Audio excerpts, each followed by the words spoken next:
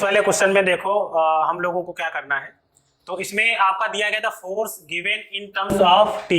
यानी फोर्स का इक्वेशन हमें दिया गया है एंड डिस्प्लेसमेंट यानी कि टी और डिस्प्लेसमेंट एक्स के टर्म में क्या है is given by equation F is equal to A sine B T plus C cos D T. यानी कि यहाँ पे जो इक्वेशन आपका दिया गया है ये आपका किस टर्म में दिया गया है, साइन और कॉस के टर्म में। तो यहाँ से हम लोगों को चीजें थोड़ा देखनी होंगी। तो इसमें देखो क्या है,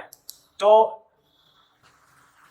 ये जो फोर्स की इक्वेशन दी गई है इसमें कुछ हमें बातें खाली जाननी है, सीखनी है, जिससे कि हम आसानी से ए की वैल्यू निकाल लें। यहाँ पे देखो ए और डी का, ए और डी, यहाँ पे देखो यहाँ पे क्या आया है, इसके इसमें अलाइड में आया है कॉस के साथ, है ना, एंगल के फॉर्म में, तो डी टी आया है। यहाँ पे देखो क्या है, ए है, तो यानी ए और डी की डायमेंशन निकालेंगे, फिर उसका प्रोडक्ट करेंगे ए डी, उसके बाद उसकी डायमेंशन क्या निकल के आती है, एम एल टी माइनस ए। अब यहाँ पर जो ये ए है इसी की वैल्यू हमको क्या करनी है, निकालनी है। तो देखो सबसे पहला कॉन्सेप्ट ये है, कभी भी अगर ट्रिग्नोमेट्रिक रेशियो आ जाए, ट्रिग्नोमेट्रिक रेशियो कौन से होते हैं,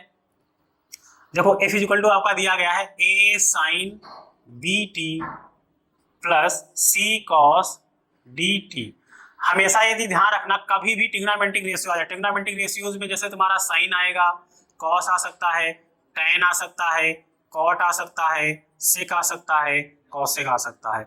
इस कॉसेक या सेक के साथ कोई भी एंगल अगर यहाँ पे दिया गया है, इसके साथ कोई भी एंगल अगर यहाँ दिए गए हो, कोई भी दे सकते हैं, ए अभी कुछ भी दिया गया हो, जो भी जितनी भी फिजिकल क्वांटिटी इसके एलाइड यानी कि इसके एंगल के साथ में अगर दी गई होगी तो वो हमेशा क्या होती हैं, दिस इज डायमेंशन लेस होती है। क्या होती हैं,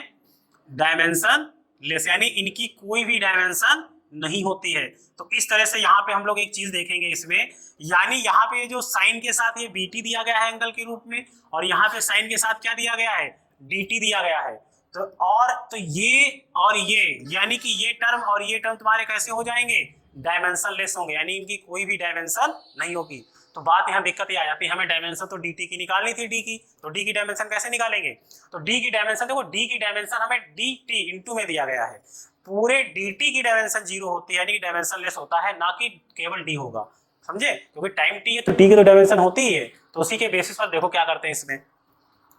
यानी कि हमेशा क्या होता है, ट्रिग्नोमेट्रिक रेशियोज का जो एंगल होता है, वो जो एंगल के फॉर्म में यहाँ पे वैल्यू लिखी जाती है लाइट में, वो हमेशा ऑलवेज क्या होती है, 0 रहती है, सॉरी डायमेंशन लेस होती है। तो यानी यहाँ पे बीटी जो तुम्हारा है, डीटी जो तुम्हारा आएगा, अब देखो यहाँ पे दो बातें और भी सीखनी है कि ये डायमेंशन लेस होता है, दूसरा बात जब ये डायमेंशन लेस है, ये डायमेंशन लेस है, तो यानी हमारा फिर क्या हुआ, डेम ऑफ एफ जो होगी, किसकी, डिम ऑफ एफ जो होगी, फिर क्या बचेगा यहाँ भाई, ये भी डायमेंशन लेस, ये भी डायमेंशन लेस, तो dim of A plus dim of C रह जाएगी। अब सी का देखो हमें मतलब नहीं है, हमें देखो यानी कि डायमेंशंस में मैंने ये भी रूल पढ़ा था, अगर कोई दो डायमेंशन यानी कि दो फिजिकल क्वांटिटी प्लस हो रही है या माइनस हो रही हो, तो उनकी हमेशा फिजिकल क्वांटिटी यानी कि डायमेंशन क्या होती है, उस फिजिकल क्वांटिटी की इक्वल होती है। तो यानी डायमेंशन ऑफ जो ए होगी यहाँ से क्या हो जाएगी, डायमेंशन ऑफ ए क्या निकल के आएगी, डायमेंशन ऑफ एफ के, समझे बात कि नहीं समझे तुम लोग, है ना। डायमेंशन यानी देखो कोई भी फिजिकल क्वांटिटी, देखो इसकी डायमेंशन होगी नहीं, इसकी डायमेंशन होगी नहीं, तो हमारा यहाँ ए बचेगा, यहाँ सी बचेगा, तो यानी ए देखो तुम्हारा क्या हो रहा है, सी के साथ प्लस हो रहा है, ए एफ के इक्वल में है, या इस तरफ ले आओगे तो माइनस में हो जाएगा। तो मेरा कहने का मतलब ये है कि एफ की डायमेंशन और ए की डायमेंशन और सी की डायमेंशन, यानी इन तीनों डायमेंशन आपकी क्या होंगी, इक्वल हो जाएंगी। क्या हो जाएंगी, इक्वल हो जाएंगी। तो फोर्स की डायमेंशन क्या होती है, एम एल टी माइनस, तो ये हमारी फोर्स की डायमेंशन निकल के आ गई, यानी ए की डायमेंशन हमें पता चल गई। अब डी की बात करते हैं, देखो डी में तुम्हारा क्या दिया गया, डी टी, मैंने बोला डी टी ये डायमेंशन लेस होगा, मतलब M L 0 T 0, dimensionless वाले को ऐसे तो लिखते पावर 0 लगा देते हैं। अब डी की जो डायमेंशन होगी, D of D, dimension T की क्या होती है, बोलो भाई, डायमेंशन टाइम टी है तो टी होगी ना, यहां से क्या आ जाएगा, एम एल 0 0 टी 0। तो यहां से देखो अब क्या होगा, यानी अब हम लोग क्या करेंगे, यहां पे जो डायमेंशन ऑफ डी निकल के आएगी वो क्या हो जाएगी, एम एल 0 टी 0, और यहां से क्या आएगा, ये तुम्हारा डिवाइड में चला जाएगा, टी इधर मल्टीप्लाई में है, देखो यहाँ पे मल्टीप्लाई में है तो डिवाइड में जाएगा कि नहीं जाएगा डायमेंशन, तो ये इसको ऊपर ले लोगे तो क्या आएगा, एम एल 0 एम 0 और टी की पावर भाई यहाँ पे पावर कितनी टी पर है, एक 1 है, तो 1 पावर है यहाँ पे, क्या जाएगा ऊपर ले जाओगे तो क्या हो जाएगा, ये माइनस का 1 हो जाएगा, ऊपर 0 तो कोई मतलब ही नहीं रह जाएगा, हट जाएगा। तो यानी कुल मिला के हमारी इसकी डायमेंशन फाइनली कितनी आ गई, t-1 आ गई डी की। तो